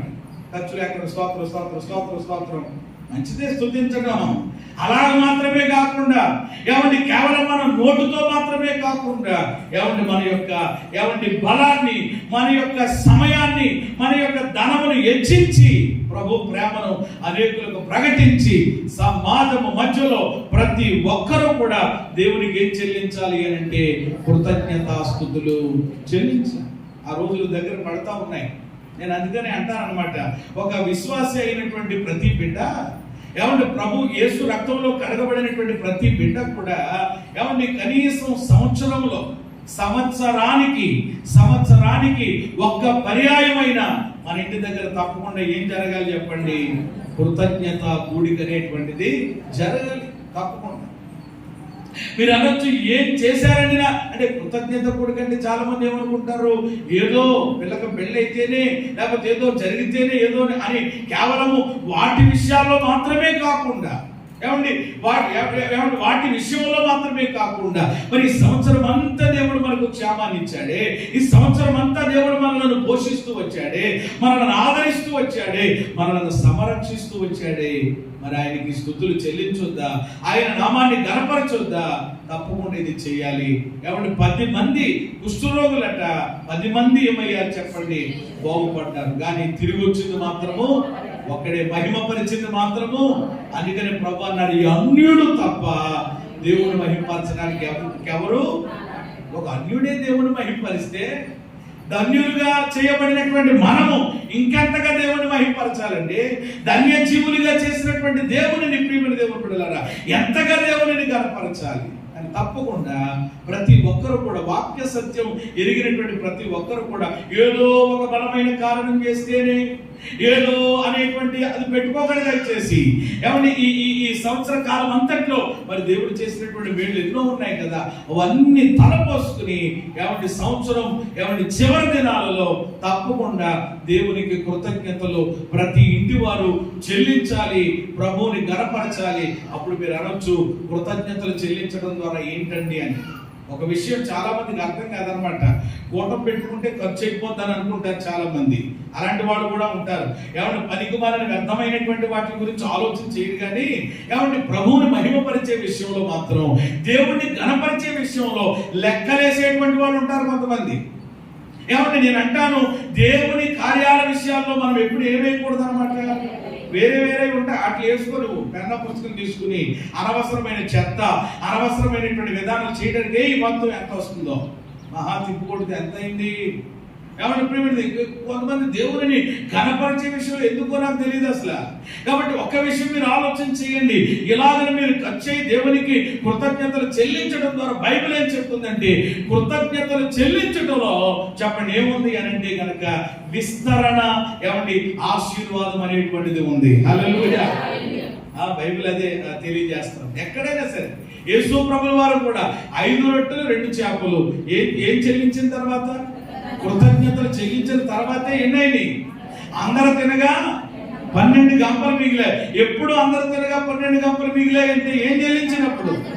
ఆ సీక్రెట్ తెలుసుకోండి, అప్పుడు ఇంకా మిగులుతుంది మీకు, ఇంకా విస్తరణ ఆశీర్వాదం. అంతేగాని 1000 రూపాయలు అయిపోతే, 2000 అయిపోతే, 3000 అయిపోతే మరి ఇక్కడ అనుకుంటే ఏమంటే ఇక్కడ దేవుని కొరకు వెచ్చించలేనటువంటిది, ఇక్కడ దేవుని కొరకు వేయపరచలేనటువంటిది ఇంకో చోట ఎక్కడో ఏమైపోతుంది అనమాట, డబ్బులు ఊడిపోద్ది అనమాట. ఇప్పుడు ఇన్ని లెక్కలు ఇక్కడ వేసావు కదా, మొత్తం అంతా అక్కడ ఎక్కడో ఏంటో అవన్నీ చెప్తే బాగోదు. కాబట్టి ఏమన్నా లోపలికి మింగేసి ఏమన్నా నేను జస్ట్ అలా జ్ఞాపకం చేస్తున్నాను. ఒక్కో చోట వసూలు అయిపోతూ ఉంటాయన్నమాట, ఒక్కోసారి కటింగ్ అయిపోతూ ఉంటాయన్నమాట, ఒక్కో చోట చెల్లింపులు చెల్లించవలసి వస్తుంది. నేను అంటాను, అలాంటి వ్యర్థమైన చెల్లింపులు చెల్లించక్కర్లేకుండా, ఎక్కడో అనవసరంగా ఏమన్నా నేను ధనాన్ని వేయపరచలేకుండా ముందుగానే చెల్లించాల్సినటువంటి ఏమన్నా కృతజ్ఞతలు ఏంటో దేవుడి సన్నిధిలో చెల్లించేస్తే ఏమంటే దేవుడు ఏం చేస్తాడనమాట, ఆ చెల్లింపులు చెల్లించకుండాను దేవుడు సహాయం చేస్తాడు. ఇది చెల్లించినందుకు ఏమంటే ఏం చేస్తాడనమాట, విస్తరింపజేసి నిన్ను నూతన సంవత్సరంలో ఆశీర్వదిస్తాడు. నమ్మిన వాళ్ళు మాత్రమే స్తోత్రం చెప్పండి. ఆమేన్, హల్లెలూయా. కాబట్టి ఏమంటే ఈ అనుభవం కలిగి ఉండాలి ఖచ్చితంగా, ప్రతి ఒక్కరు కలిగి ఉండాలి. అందుకని ప్రతి సంవత్సరం కూడా ఏదో ఏమంటే ప్రియమైన దేవుని బిడ్డలారా, మీరు దేవుని స్తుతిస్తే మీకు ఆశీర్వాదం తప్ప అలా మరలా మీరు చేస్తారా లేదా, ఎవరు పెట్టుకుంటారా లేదని చెప్పి ఏదో వెనకాల ఏమంటే పడాల్సినటువంటి ఆ పరిస్థితి లేదు. ప్రియమైన దేవుని బిడ్డలారా, ఎవరు స్తుతులు చెల్లిస్తారో వారిని దేవుని వాక్యమే చెప్తుంది, నన్ను ఘనపరచు వారిని నేను అంతే. మూడవది ఎవరు, ఒకటి ఎవరు దేవుని మరవకూడదు, దేవుణ్ణి. రెండవది ఏం మరవకూడదు, ఆయన కార్యాలు. మూడవది ఆయన మనకి ఇచ్చినటువంటి ఉపదేశాన్ని, ఆయన మనకి ఇచ్చినటువంటి వాక్యాన్ని మనము మరవకూడదండి. దేవుడు మనకు ఉపదేశాన్ని ఇస్తా ఉన్నాడు, దేవుడు తన వాక్యాన్ని మనకి ఇస్తా ఉన్నాడు. నిజంగా ఎవరు ప్రియమైన దేవుని బిడ్డలారా, ప్రతిసారి కూడా దేవుడు తన వాక్యం ద్వారా ఎంతగా మనల్ని పోషిస్తున్నాడు. చాలా మంది అనుకోవచ్చు అనమాట, ఏమనంటే ఈ వాక్యం ద్వారా నాకేం వరుగుతుందిలే, ఈ వాక్యం వింటే నాకేం వస్తుందిలే అని. దేవుని వాక్యంలోనే ఉంది, మనుషుడట కేవలం దేని వలన మాత్రం కాదు, రొట్టె వలన మాత్రము కాదు, దేవుని అది నోటి మాట వలన మనం ఏమవుతాం చెప్పండి అంటే మనలను జీవింప చేయగలిగినటువంటి శక్తి ఎందులో ఉంది, ఆ దేవుని ఉపదేశాన్ని లేక దేవుడు మనకి ఇచ్చినటువంటి వాక్యాన్ని మనం ఏం చేయకూడదు, మరవకూడదు. రండి ఆ మాటలు నేను మీకు చూపిస్తాను. 119వ కీర్తన 16వ చరణం. ఈ కీర్తనలో చాలా మాటలు ఉంటాయి, మనం ధ్యానం చేస్తే 16వ వచనం. నీ కట్టలను బట్టి నేను హర్షించదను, నీ వాక్యమును బట్టి నేను మరువకయుందును. చాలు. ఇక్కడ ఏమంటున్నాడు భక్తుడు? నీ వాక్యమును నేను మరువకయుందును. దేవా, నీ వాక్యాన్ని, నీవు నాకు ఇచ్చినటువంటి ఉపదేశాన్ని ఏమాత్రం కూడా నేను మర్చిపోను. నేను ఏదైనా మర్చిపోయినా ఇది మాత్రం మరవని అంటున్నాడు. 61వ చరణంలో ఏమంటున్నాడు చూడండి. 61 అదే కీర్తన.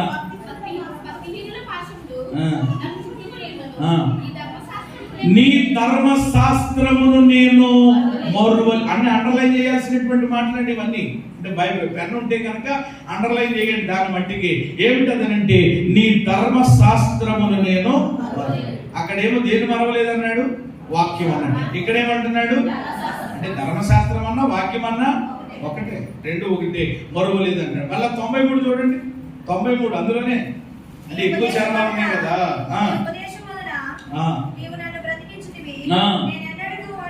చూడండి ఎంత అద్భుతమైన మాట. దేవా, దేని వలన నన్ను బ్రతికించావు? నేను తాగిన బూస్ట్ వలనో, లేక సోడు జావ వలనో, లేకపోతే ఇంకోటి రోజు తిన్నటువంటి ఎవరి ఇడ్లీల వలన, వాయుగుడి వలన మాత్రమే కాదయ్యా, నీ ఉపదేశం వలన నేనేం చేశాను? బ్రతికాను. నీ ఉపదేశం వలన నువ్వు నన్ను ఏం చేశావు? బ్రతికించావు. అందుకని నేను ఎన్నడూ వాటిని వీటిని వాక్యాలను మనం ఏం చేయకూడదు చెప్పండి. మీరు ఎవరికైనా అప్పించారా? మర్చిపోండి. కొన్ని సొంతం ఇస్తారండి. మీరు ఎవరికి అప్పించారండి మర్చిపోండి. వాళ్ళు ఏమవుతారు? హ్యాపీగా కొంచెం ఫీల్ అవుతారు. కానీ అది మాత్రం ఏమవరు అనమాట. చాలా మంది పాస్టర్ గారు బయలువరండి, ఇంకా నయమండి, అసలు ఎట్టి పరిస్థితుల్లో మాకు అన్ని లెక్కలు ఉంటాయండి, మాకు అన్ని కూడా మొత్తం రాసేస్తూ ఉంటాం. వెంటనే పలానా టైంలో పలానా రోజు ఎంత ఇచ్చాము ఏంటో మొత్తం అంతా నాకు అన్ని ఆరాయనండి, అంతా నాకు గుర్తేను. డబ్బా ఎంత అద్భుతమైన మెమొరీ. కానీ ప్రియమైన దేవుని బిడ్డలారా, పోయిన ఆదివారము పాస్టర్ గారు నిలబడి ఇక్కడ దేవుని వాక్యం చెప్పారు. అమ్మా, ఏ వాక్యం చెప్పారు తల్లి? ఏ వాక్యం చెప్పారమ్మా?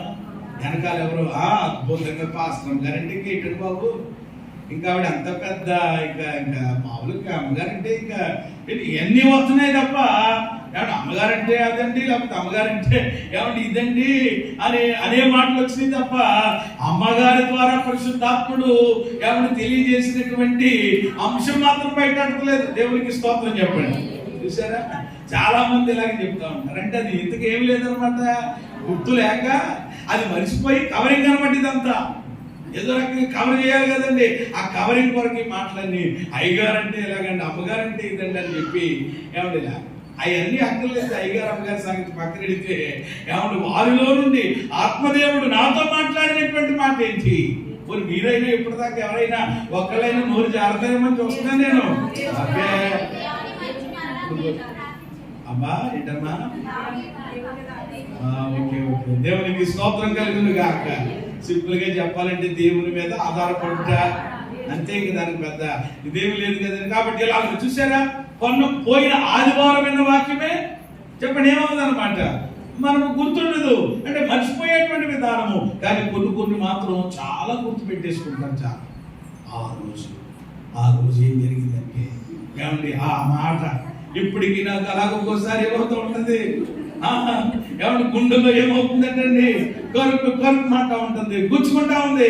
ఆయన మర్చిపోలేదు ఇంకా. 10 సంవత్సరాలు అయినా కానీ, ముసలిది అయినా కానీ ఇంకా ఆ మాటలు చూసారంటే ఇలాంటివి అన్నీ ఉంటాయి.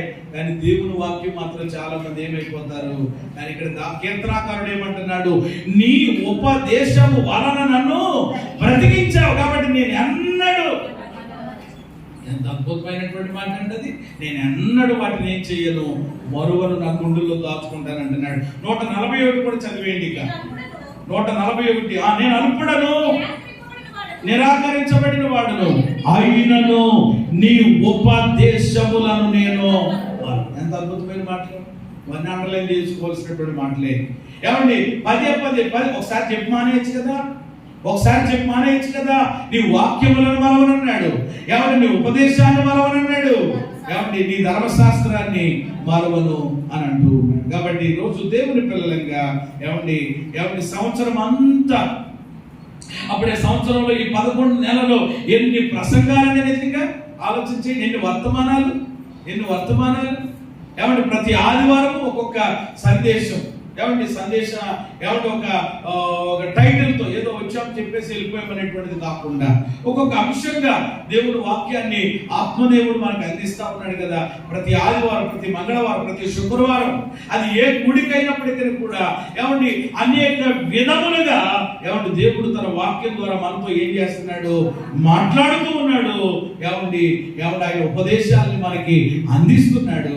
కాబట్టి వీటిని ఏం చేయకూడదట, సామెతలు 3:1 కూడా ఉంటది, నా కుమారుడా నా ఉపదేశములను దేవుడు అంటాడు మరవద్దు. నువ్వేమైనా మర్చిపో, కానీ దేవుని వాక్యాన్ని మాత్రం మర్చిపోకూడదండి. సంవత్సరం అంతా ఎన్నో సందేశాలు దేవుడు ఇచ్చాడు. మరి గుర్తుంటున్నాయా? మనకి గుర్తు పెట్టుకుంటున్నామా? ఎవరు హృదయం అనేటువంటి ఆ పలకల మీద మనము రాసుకుని వాటి ప్రకారంగా మనము ఎవరు జీవించగలుగుతున్నామా? కాబట్టి ఏ మరవకూడదు అని అంటే దేవుడిచ్చిన ఉపదేశం. 3 మాటలు చెప్పాను నేను. మొదటి మాట ఏంటి చెప్పండి? దేవునిని మరవకూడదు. రెండవది ఆయన చేసిన కార్యాలు, మేలులు మరవకూడదు. 3 ఆయన మనకి ఇచ్చినటువంటి ఉపదేశం, వాక్యం మనం ఏం చేయకూడదు, మర్చిపోకూడదు. మన హృదయాల్లో దాచుకుని వాటిని మనము నెమరు వేసుకుంటూ తలపోసుకుంటూ ముందుకెళ్ళాలి. నాలుగవదిగా ఏప్రిల్కి రాసిన పత్రిక 13-16 ఇక నేను ఒక మాట చెప్పి నేను ముగిస్తాను. ఏప్రిల్ పత్రిక 13-16 ఉపకారమును ధర్మమును చేయక మరిచిపోకండి. చాలు.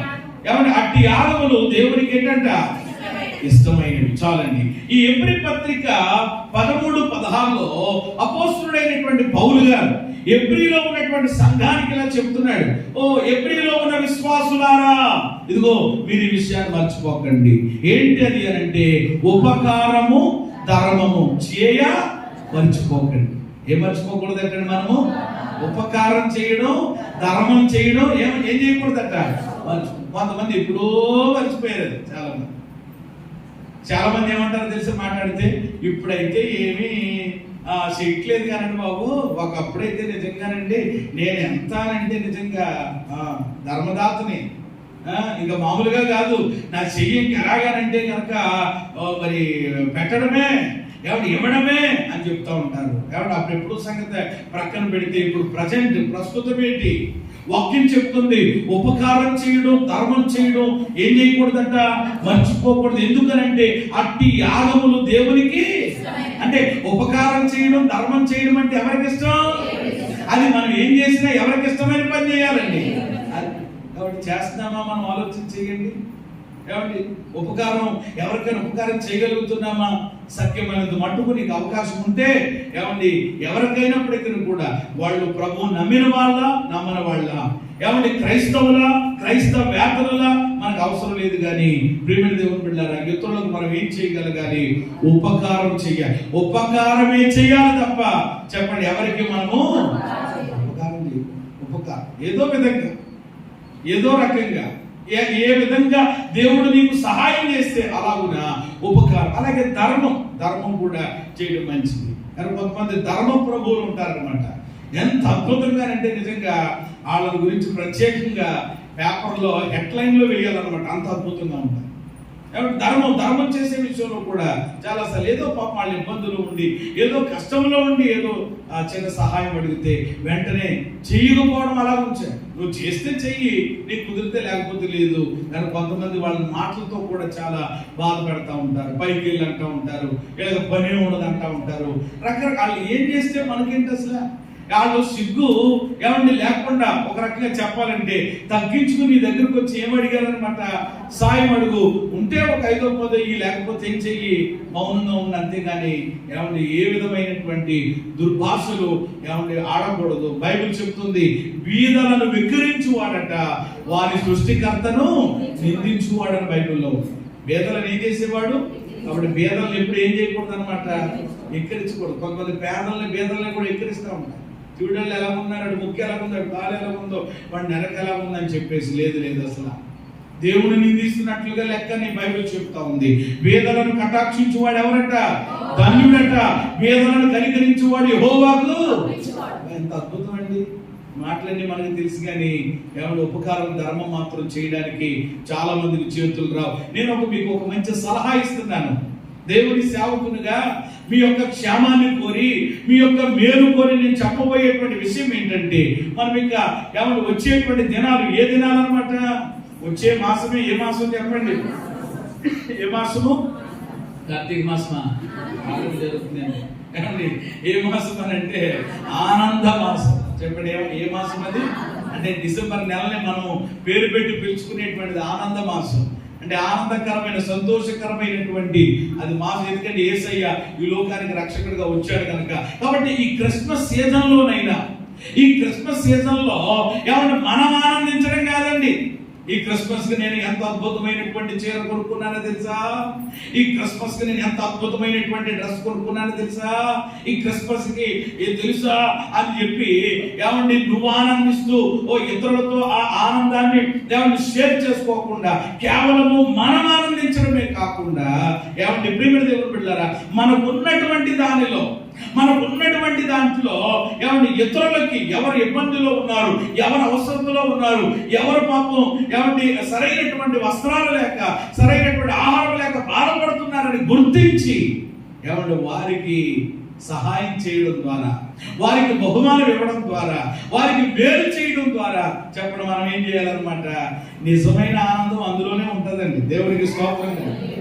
10,000 రూపాయలు పెట్టి పట్టు చీర కొనుక్కుని కట్టుకున్నా నీకు అంత పెద్ద ఉండకపోవచ్చు, కానీ ఎవడో 100 రూపాయలు పెట్టి, ఎవడో 200 పెట్టి, ఎవడో ఒక వస్త్రం కొని ఎవరికైనా ఇచ్చి చూడు నీ జీవితంలో, అప్పుడు ఏం కలుగుతుంది నీకు? మాట్లాడేమ్మా, భలే సంతోషం అండి నిజంగా, హృదయంలో కలిగేది. ఇంత ఇది పెద్ద ఉన్నా ఇది కేవలం ప్రేమ దేవుడు పెట్టారు మామూలుగా సంతోషం, కానీ అది హృదయంలో కలిగేటువంటి ఆనందం అది.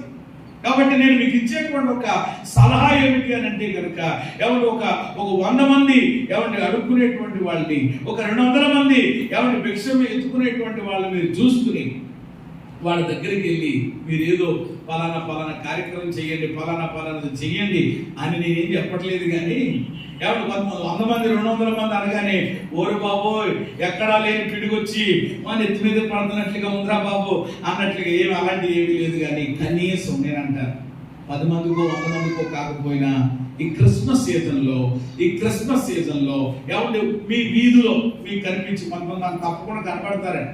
నిజంగా మనసు పెట్టాలి, కానీ మనసు ఉంటే ఏముంటాయట?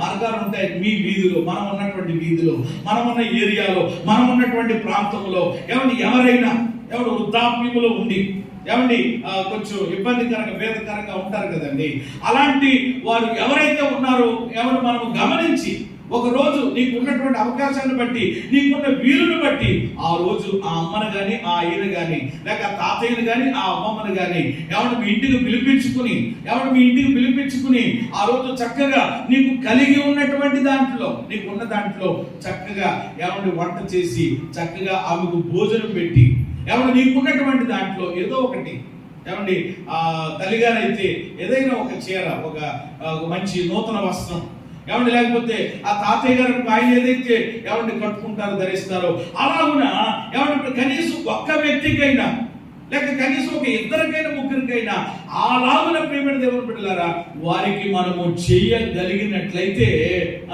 అది దేవునికి ఇష్టమైనటువంటి యాగమును మనం చేసినటువంటి వారం అవుతాం. హల్లెలూయా. ఇది నా సలహా మాత్రమే. అది మీరు ఆచరిస్తారో ఆచరించరో అనేటువంటిది నేను మీకు విడిచిపెడతా ఉన్నాను. కానీ ఎందుకంటే బైబిల్ చెప్తా ఉంది ప్రేమ దేవుని బిడ్డలారా, ఏమంటే అలాగున ఎన్నెన్నో కార్యక్రమాలు ఏమంటే ఆ దేవుని యొక్క సేవకురాలు ఏమంటే నేను కూడా మాట్లాడుకుని ప్రార్థించి ఏమన్నా తెలియకుండా మేము చేస్తూ ఉంటాం.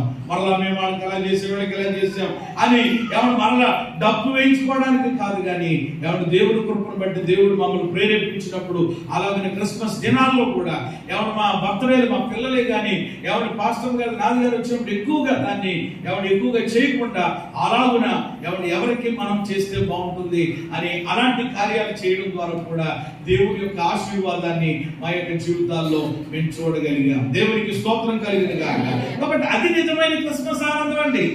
అంతేగాని ఎవరికి పెట్టకుండా నువ్వే శుభ్రంగా ఏమన్నా రోజు గారెలు వేసేసుకుని, బూరెలు వేసేసుకుని, పాయాసం చేసేసుకుని, అన్ని శుభ్రంగా ఏమంటే కాసేసుకుని నువ్వే కంచంలో పోసేసుకుని శుభ్రంగా తినేస్తే ఏముంది అంటే అందులో ఏమనుందా? ఆనందం లేదు. ఎప్పుడైనా ఇతరులకు పెట్టే విషయంలో ఏముంటుంది చెప్పండి, ఎంతో ఆనందం ఉంటుంది. ఈరోజు చక్కగా ఇది సిద్ధపరిచి మా దైవ సేవకులకు పంపించాను, ఇది సిద్ధపరిచి మా సహోదరులకు పంపించాను, ఇలా పెట్టాను అన్నప్పుడు ఒక రకమైనటువంటి తృప్తి లోపల ఉంటుంది, ఒక ఆనందం ఉంటుంది. అంతేగాని ఒక్కొక్కరికి ఇంకా ఆళ్ళ తినడమే. అందుకని బైబిల్లో ఉంది, ఫిలిప్పీ సంఘంతో దైవజనుడైన పౌలు అంటారు, వారి కొడుపే వారి నాశనమే వారి అంతం ఉంటారు. ఇంకా వాళ్ళదే, ఇంకా ఇతరులది అస్సలు ఏమాత్రం కూడా పొరపాటున ఉండదు. మనం అట్లా ఉండకుండా ఉపకారము ధర్మము చేయడం, చెప్పండి, ఏం చేయకూడదట, మర్చిపోకూడదు. అలా చేసి చూడండి, ఏమండి, ఆనందాన్ని చూస్తారు హృదయంలో. ఆ తర్వాత అలా చేయడం ద్వారా కూడా ఆశీర్వాదాన్ని కూడా మీరు చూస్తారు. హల్లెలూయా. తప్పకుండా దేవుడు ఏమాత్రం కూడా, ఏమండి, మరి ఆయన కూడా చెప్పారు కదా మత్తయి సువార్తలో, పరదేశిగా ఉన్నాను, నన్ను ఎవరైనా వచ్చి పరామర్శించారా? నేను దిగంబరిగా ఉన్నాను, నాకు ఎవరైనా వస్త్రం ఇచ్చారా? నేను ఆకలి కొన్నాను, నాకు ఎవరైనా ఎప్పుడున్నావు ప్రభా అని అడిగితే ప్రభు చెప్పారంట. కాబట్టి అలాగున ఎవరినైతే అలాంటి పరిస్థితుల్లో ఉన్న వారిని ప్రేమించి చేస్తామో అది ఎవరికి చేసినట్టు అనమాట, పరమందున్న దేవునికి. ఆ మనసు మనము కలిగి ఉండాలని, ఏమండి, ఈ విషయంలో మర్చిపోకూడదని జ్ఞాపకం చేస్తున్నారు. ఇక్కడ 4వదిగా ఇతరులకు మేలు చేయుట మనం ఏం చేయకూడదు, మరవకూడదు. 1 దేవుణ్ణి మరవకూడదు, 2 దేవుడు చేసిన, 3 దేవుడిచ్చిన, 4వది ఇతరులకు మేలు చేయడం ఏమవకూడదు, మర్చిపోకూడదు. నీకున్న స్థాయిలో, నీకున్న సామర్థ్యం అప్పు చేసి చేయమని మళ్ళీ నేను చెప్పను. మళ్ళా నీకున్న దాంట్లోనే పెట్టు, లేకపోతే కాముగా ఉండు, ఇబ్బంది ఏమీ లేదు. చివరి మాట, ఎవరు ఏం మరవకూడదు మనము. 2 పేతురు 3:8 ఆఖరి మాట. 2 పేతురు 3:8. ఒక సంగతి మర్చిపోకండి, ఏంటంటే ప్రభువు దృష్టికి 1 దినము 1000 సంవత్సరములను, 1000 సంవత్సరములు 1 దినము వలెను ఉన్నవి. కొందరు ఆలస్యమని ఎంచుకుంటున్నట్లు ప్రభు తన వాగ్దానముల గురించి ఆలస్యము చేయవాడు కాడు గాని ఎవడు నశింపోవాలని చెప్పక అందరూ మారు మనసు పొందవలను కోరుచు మీ ఎడల దీర్ఘ శాంతము గలవాడై ఉన్నాడు. 10వ వచనం, అయితే ప్రభువు దినము దొంగ వచ్చినట్లు వచ్చును. చాలండి, ఇక తర్వాత మీరు మిగిలిన విషయాలు చదువుకోండి. ఇక నేను ఫైనల్ గా చివరిగా చెప్పబోయేటువంటి మాట ఏమిటి అని అంటే, మనము దేనిని మరవకూడదు అన్నమాట. క్రీస్తు 2వ రాకడను మనం ఏం చేయకూడదు చెప్పండి, మర్చిపోకూడదు. యేసయ్య రాకడ అతి సమీపంగా ఉన్నది. దేవుడి నెలలోనే మనకు వాగ్దానం చేస్తూ చెప్పారు, భయపడక మీరు ఎలా ఉండండి, ధైర్యంగా, మీ దేవుడు వచ్చుచున్నాడు. యేసయ్య త్వరగా రాబోతున్నాడు. మొదటి రాకడలో దీనుడిగా వచ్చాడు. మొదటి రాకడలో ప్రియమైన దేవుని బిడ్డలారా, ఆయన మొదటి రాకడే రేపు నెల జరుపుకునేటువంటి క్రిస్మస్ మహోత్సవాలు. కాబట్టి ఆల్రెడీ మొదట వచ్చాడు, ఏం చేయాలని చేసేసాడు. ఇక 2వసారి ఆయన మేఘారుడై రాబోతా ఉన్నాడు. ఆర్భాటముతో, ప్రధాన దూత శబ్దముతో ఆయన ఆకాశము నుండి మధ్యాకాశానికి రాబోతా ఉన్నాడు. ఆయన ఎవరి రాకడ సమీపంగా ఉన్నటువంటి దినాలలో మనం ఉంటున్నాం. ఆయన రాకడకు సంబంధించినటువంటి సూచనలన్నీ కూడా జరిగిపోతున్నటువంటి దినాల్లో ఉన్నాం. కాబట్టి మన జీవితంలో ఏది మరవకూడదయ్యా అని అంటే కనుక చివరిది చెప్పండి, ఇది ఏం మర్చిపోకూడదు, యేసయ్య 2వ రాకడిని అసలు ఎప్పుడు మర్చిపోకూడదు. ఇలా అనుకోవాలంటే మనం ప్రతిరోజు ఇలా అనుకోవాలంటే, ప్రతిరోజు లేచినటువంటి తర్వాత, ఏమండి, ఈ రోజే నా ప్రభు వస్తే, ఈ రోజే నా ప్రభు వస్తే, ఈ రోజే నా ప్రభు వస్తాడేమో, వస్తే నేను ఏమైపోవాలన్నమాట, ఆయనతో పాటు వెళ్ళాలి, ఎత్తబడిపోవాలి అని ఆ సిద్ధపాటు మనం కలిగి ఉండాలి. అందుకని ఇప్పుడు వస్తాడులేండి, నా చిన్నప్పటి నుంచి వింటున్నాండి ఆ పాట, ఏమండి, కానీ ఎప్పటికీ కూడా ఏమొచ్చాడండి ఆయన అనేటువంటి విధానంలో ఉండకుండా, ఈ రోజే యేసయ్య రాకడైతే నేనేంటి, నా పరిస్థితి ఏంటి, నేను ఆయనతో ఎత్తబడేటువంటి ఏమంటే వ్యక్తిగా నేను ఉండాలి అన్నట్లుగా, ఏమంటే ప్రతిరోజు చెప్పండి మనము క్రీస్తు 2వ రాకడికి ఏమై ఉండాలన్నమాట, సిద్ధపడి ఉండాలంతే, సిద్ధపడి ఉండాలి. ఎందుకంటే మన జీవితంలో తెలియనివి 2 నేను ఎప్పుడు చెప్తా ఉంటాను, తెలియనివి 2 మనకి ఏంటి చెప్పండి. అందులో మొదటిది, 1 ఆయన రాకడ, 2 మన వాకడ. ఈ 2 తెలియదు అనమాట. ఎవరు ఆయన ఎప్పుడు వస్తాడో తెలియదు, మనం ఎప్పుడు తేమో తెలియదు అనమాట. ఈ 2 తెలియదు కాబట్టి ఎప్పుడు మనం ఏమనుకోవాలన్నమాట, ఈ రోజే ప్రభు వస్తే ఈ రోజే యేసయ్య రాకడైతే మరి నేను ఒకవేళ విడబడిపోతానా, ఇలాంటి దిక్కుమాలి పని చేస్తూ ఇలాంటి విధానంలో ఉంటూ అన్నట్లుగా ఆ భయంతో ఏమంటే ఆ తర్వాత మాటలు అవే చదువుతారు మీరు. ఆ పేతురు అదే అంటాడనమాట, ప్రభు దినము దొంగ వచ్చినట్లుగా వస్తుంది. దొంగ ఎప్పుడు ఎలా రాడు చెప్పండి, చెప్పి రాడు కదా, సడన్ గా వచ్చేస్తాడు. కాబట్టి ఆయన వస్తాడు కాబట్టి మీరు కూడా ఎలా ఉండాలన్నమాట, పరిశుద్ధమైనటువంటి ప్రవర్తనతో. ఆ మాటలే రాశాడు, చాలా అద్భుతమైనటువంటి మాటలు అవి. ఆ మాట ప్రియమైన దేవుని బిడ్డలారా, 2వ పేతురు పత్రికలోనే 3వ అధ్యాయము ఏమండి మనం 8-9 వచనాలు రాకడ గురించి చదువుకున్నాం. కానీ మనం కలిగి ఉండవలసినటువంటి లక్షణం ఏమిటి అని అంటే ఏమంటే 11-12 వచనాల్లో ఉంటది. ఇవన్నీ ఇప్పుడు లైవ్ అయిపోయిన కనుక ఆకాశములు రగులుకుని లైపోయినట్టు పంచభూతములు మహావేంద్రముతో కరిగిపోయినట్టు దేవుని దినపు రాకడ కొరకు కనిపెట్టుచు దానిని ఆశతో అపేక్షించుచు పరిశుద్ధమైన ప్రవర్తనతోనూ భక్తితోనూ ఎంతో జాగ్రత్త గలవారై, అది అన్నమాట. ఇలా ఉండాలి. ఇప్పుడు ఆ రాకడిని ఎవరు మరిచిపోకుండా ఉంటే ఇలా ఉంటాం. రాకడిని మర్చిపోతే ఏముండవు అనమాట. పరిశుద్ధమైన ప్రవర్తన ఉండదు, భక్తి ఉండదు, నీతి ఉండదు, ఆరాధన ఉండదు, ప్రార్థన ఉండదు, ఏముండవు.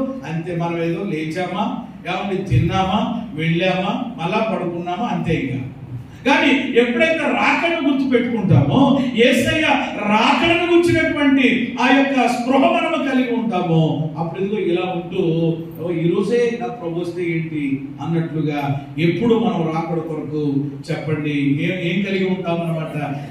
5 మాటలు మనం జ్ఞాపకం చేసుకున్నాం. 5 విషయాలు మనము ఏమంటే ఈరోజు పరిశుద్ధాత్ముడు మనతో మాట్లాడారు.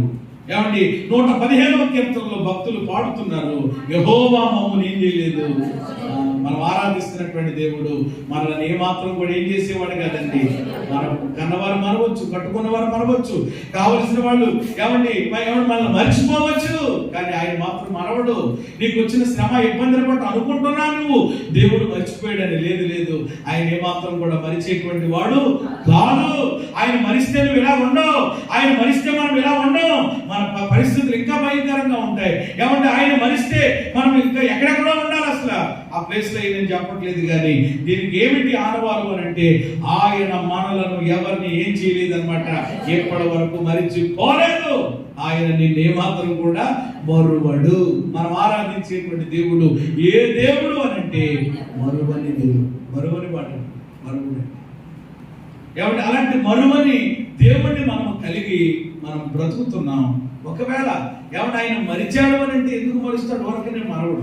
మన అవిధేయతను బట్టి, మన అజాగ్రత్తను బట్టి, మన అశ్రద్ధను బట్టి, మన భక్తిహీనతను బట్టి దేవుడు మరవచ్చేమో.